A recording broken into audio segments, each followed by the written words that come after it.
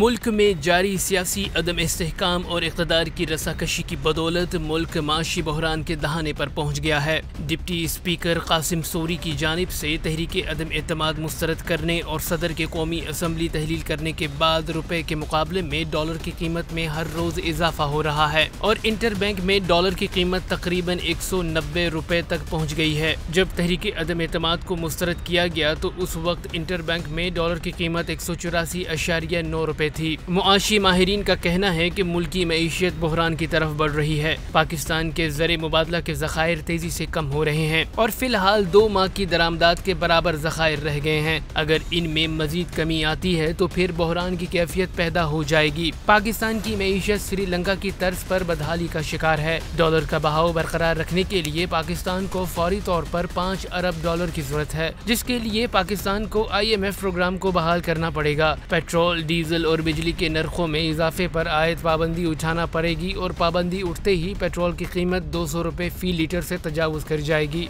सरों पर मंडलाता मुआशी बहरान इक़्तिदार की रस्साकशी में मसरूफ सियासी रहनुमाओं की तवज्जो मबजूल कराने में नाकाम है और बहरान की सूरत में पाकिस्तान बदतरीन हालात में घिर सकता है। बहरान से निजात पाने के लिए सियासी रहनुमाओं और अवाम को संजीदा होने की जरूरत है।